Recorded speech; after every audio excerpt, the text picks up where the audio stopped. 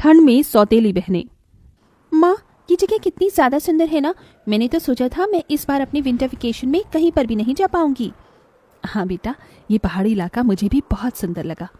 उर्वशी, सौंदर्या, चलो हम लोग वहाँ चलते हैं। वहाँ का व्यू कितना ज्यादा सुंदर है ना। साहब एक गुब्बारा ले लो। बेटा, इतनी सी उम्र में आप लोग सड़क पर ऐसे गुब्बारे बेच रहे हो, कहीं कोई गाड़ी आ गई तो? आपके माता पिता कहाँ हैं? हम दोनों का दुनिया में कोई नहीं है। ये गुब्बारे बेचकर दिन में 10-20 रुपए कमा लेते हैं और उसी से ही गुजारा चलाते हैं। आप ये कुछ पैसे रखो और इससे कुछ खा लेना, ठीक है? नहीं साहब, हमें ये पैसे ऐसे मुफ्त में नहीं चाहिए। हम लोग गरीब हैं, लेकिन हम मेहनत का ही खाना पसंद करते हैं। आप इसके बदले ये सारे गुब्बारे ले लीजिए।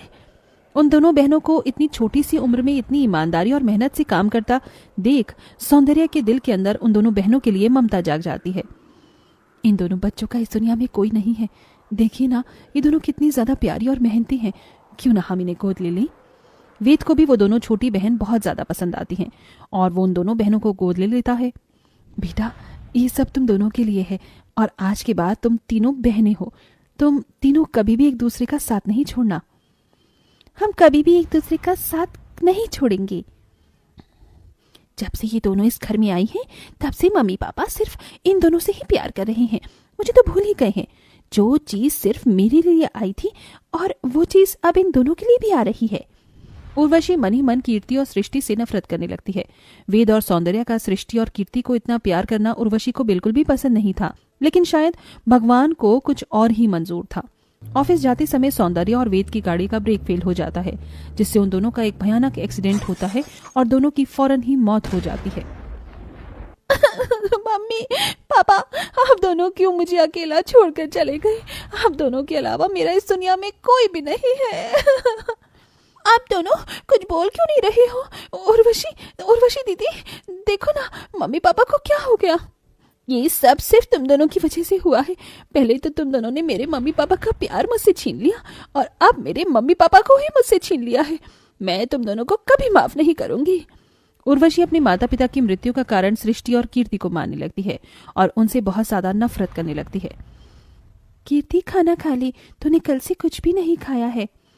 नहीं दीदी, मेरा कुछ खाने का मन नहीं कर रहा है। मेरी बहन थोड़ा सा खा ले, वरना मैं भी नहीं खाऊंगी। अपनी बहन के कहने पर कीर्ति जैसे ही निवाला उठाकर खाने लगती है, वहां उर्वशी आ जाती है और खाने की प्लेट छीनकर जमीन पर फेंक देती है।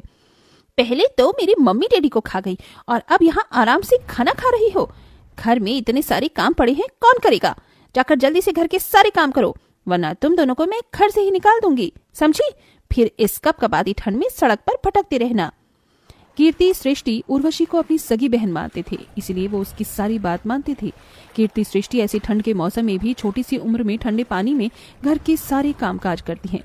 ठंडे पानी में काम करने की वजह से उन दोनों के हाथों में छाले पड़ जाते हैं, लेकिन उर्वशी ये सब नजरअंदाज करती है। मैंने इनसे अपना होमवर्क करने को कहा था, लेकिन ये दोनों तो सो रही हैं, वो भी हीटर चलाकर। उर्वशी एक बड़े से बर्तन में ठंडा पानी डालकर उसके अंदर बहुत सारे बर्फ के टुकड़े डाल देती है और उसे लाकर सो रही सृष्टि और कीर्ति के ऊपर डाल देती है। ठंडे पानी की वजह से दोनों बहनें घबराकर और ठंड से कांपती हुई उठती हैं। ओ दीदी, आपने इतनी ठंड में हम पर ये बर्फीला पानी क्यों डाल दिया है? मेरा बस चलता तो मैं तुम दोनों पर बिल्कुल खौलता हुआ पानी डालती, लेकिन वो क्या है ना, गर्मी का मौसम नहीं है, ठंड का मौसम है, इसीलिए मैंने तुम पर ये ठंडा ठंडा पानी डाला। अब तो तुम दोनों की आँख खुल गई होगी ना, तो चलो जाकर मेरा होमवर्क करो और मेरे लिए गर्मा गर्म कॉफी बना कर लाओ। अच्छा दीदी, मेरी तबीयत खराब है, मैं आपका होमवर्क बाद में कर दूंगी, मुझे थोड़ी देर आराम करने दीजिए। तुझे आराम करना है? अगर तू आराम करेगी तो घर के सारे काम कौन करेगा? मेरे माँ बाप को खाकर तुम दोनों बहनों को चैन नहीं मिला क्या, जो अब तुम्हें आराम भी करना है? जितना बोला जाए उतना ही करो, समझी? उर्वशी का ऐसा बर्ताव कीर्ति और सृष्टि के पास सहने के अलावा और कोई चारा ही नहीं था। दोनों ही हमेशा अपनी सौतेली बड़ी बहन के सारे अत्याचार सहती और कभी कोई शिकायत नहीं करती। उर्वशी दिन रात उन दोनों से ठंड के मौसम में ठंडे पानी से काम करवाती और कभी उन्हें गर्म चिंटे से जलाती तो कभी कभी उन्हें पहनने के लिए गर्म कपड़े तक नहीं देती, लेकिन दोनों ही सौंदर्य की बातों को याद करते हुए सब कुछ सहती हैं। समय बीता है और आज ये तीनों बहनें बड़ी हो जाती हैं। कितनी बार कहा है तुमसे कि मेरी परमिशन के बिना तुम लोग गर्म कपड़े नहीं पहनोगी, लेकिन तुम दोनों इतनी मोटी मोटी जैकेट पहनकर आराम कर रही हो। मैंने कहा उतारो ये जैकेट। तुम्हारी वजह से बचपन से लेकर आज तक मैं कैसे अपने माता पिता के प्यार के लिए तड़पी हूँ, उतना ही तुम दोनों भी ठंड में तड़पोगी। दीदी, हमें कितनी बार आपसे कहा है कि हम मम्मी पापा की मौत के जिम्मेदार नहीं हैं। आखिरकार वो हमारे भी तो मम्मी पापा थे ना। नहीं, वो सिर्फ मेरे मम्मी पापा थे। मैं उनकी सगी बेटी हूँ, ना कि तुम। उर्वशी अपनी दोनों सौतेली बहनों पर चिल्ला ही रही होती है कि तभी वहाँ उर्वशी के मामा मामी ओम प्रकाश और जूही आते हैं। उर्वशी बेटा, कैसी हो तुम? मामा मामी, आप दोनों यहाँ? आप दोनों ने मुझे बताया क्यों नहीं कि आप आ रहे हैं? अगर हम तुम्हें बताती तो हम तुम्हें सरप्राइज कैसे देते? ये तुम दोनों यहाँ खड़ी खड़ी मेरी शक्ल क्या देख रही हो? जाओ मामा मामी के लिए नाश्ता लेकर आओ। उर्वशी बेटा, तूने अभी तक अपनी इन दोनों सौतेली बहनों को अपने साथ रखा हुआ है। मामा मामी, मैं तो कब से इन्हें निकाल देती, लेकिन माँ ने कहा था कि मैं इन दोनों का साथ कभी ना छोड़ूं, इसीलिए मैं इन्हें इस घर में रहने दे रही हूँ। लेकिन मेरे दिल में इन दोनों के लिए सिर्फ नफरत है। आप दोनों यहाँ बैठिए, मैं अभी आती हूँ। उर्वशी के वहां से जाते ही, अच्छा हुआ इसके दिल में अभी तक अपनी इन दोनों सौतेली बहनों के लिए नफरत है। मुझे तो लगा था ये तीनों इतने सालों में मिल न जाए। अब हमें कुछ भी करके उर्वशी से जायदाद के पेपर्स पर साइन करवाना होगा और ये सारी जायदाद को अपने नाम करवाना होगा। ओम प्रकाश और जूही दोनों की नजर उर्वशी की प्रॉपर्टी पर थी। ओम प्रकाश और जूही को बात करते हुए कीर्ति और सृष्टि देख लेते हैं और जाकर ये सारी बात उर्वशी को बता देते हैं। तुम दोनों को शर्म नहीं आती मेरे मामा मामी के खिलाफ ऐसी साजिश करते हुए? पहले मुझसे मेरे माँ बाप को छीन लिया और अब मेरे मामा मामी को मुझसे दूर करना चाहती हो। दीदी, हम सच कह रहे हैं, हमारी बात पर विश्वास करो। जस्ट शट अप, निकल जाओ मेरे घर से और मुझे अपनी शक्ल मत दिखाना। सृष्टि और कीर्तिया पूरी तरह से टूट जाते हैं और घर छोड़कर चली जाती हैं, जिसका फायदा ओम प्रकाश और जूही उठाते हैं और जायदाद के पेपर बनवाकर उर्वशी के पास ले जाते हैं। ये किस किस चीज के पेपर हैं? उर्वशी बेटा, ये पेपर तेरे माता पिता ने बनवाकर मेरे पास संभाल कर रखे थे। इन पेपर पर साइन करने के बाद तू अपने बिजनेस को पूरी तरीके से टेक ओवर कर सकती है। लेकिन मम्मी पापा ने तो मुझे कभी इसके बारे में कुछ नहीं बताया। तू उस समय बहुत छोटी थी। चल, अब जल्दी से साइन कर दे। ये पेपर हमें अब कोर्ट में भी जमा करवाने हैं। उर्वशी को जूही और ओम प्रकाश पर शक होता है।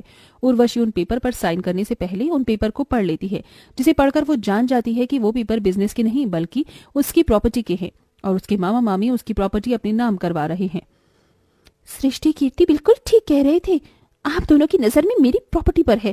काश मैं उनकी बात मान लेती। हाँ बेटा, काश तुम उनकी बात मान लेती। चल, अब जल्दी से इन पेपर पर साइन कर दे, वरना ये गन की सारी गोली तेरे भेजे में उतार दूंगा। मैं पेपर्स पर साइन नहीं करूंगी। ये प्रॉपर्टी मेरे मम्मी पापा की है, ना कि तुम्हारी। उर्वशी के साइन न करने पर उसके मामा मामी उसके साथ जबरदस्ती करने लगते हैं कि तभी सृष्टि और कीर्ति वहां पुलिस के साथ अचानक आ जाती हैं।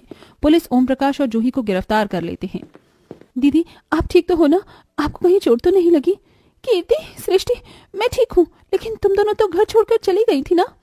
हाँ दीदी, लेकिन हम आपको ऐसी हालत में अकेला नहीं छोड़ सकते थे, इसीलिए हम पुलिस के पास गए और हमने उन्हें सब बता दिया और हम लोग सही समय पर यहाँ पुलिस के साथ पहुंच गए। अब आप इस घर में आराम से रह सकती हो। अब हम आपको कभी अपनी शक्ल नहीं दिखाएंगे। सृष्टि, कीर्ति, रुक जाओ। अगर तुम दोनों चली गई तो हमेशा के लिए घर में मैं अकेले रहकर क्या करूंगी? मुझे माफ कर दो। बचपन से लेकर बड़े होने तक तुम दोनों के साथ बहुत बुरा किया है मैंने। मम्मी पापा की आत्मा को ये सब देखकर बहुत दुख हो रहा होगा, लेकिन अब मुझे मेरी गलती का एहसास हो गया है। अपनी इस बड़ी बहन को माफ कर दो। आप हमसे माफी मत मांगी। आपने हमें स्वीकार कर लिया, यही हमारे लिए काफी है। हमें हमारी बड़ी बहन मिल गई और हमें कुछ नहीं चाहिए। उर्वशी अपनी दोनों बहनों को गले से लगा लेती है, जिसके बाद अब तीनों बहनें प्यार मोहब्बत से एक साथ खुशी खुशी रहती हैं।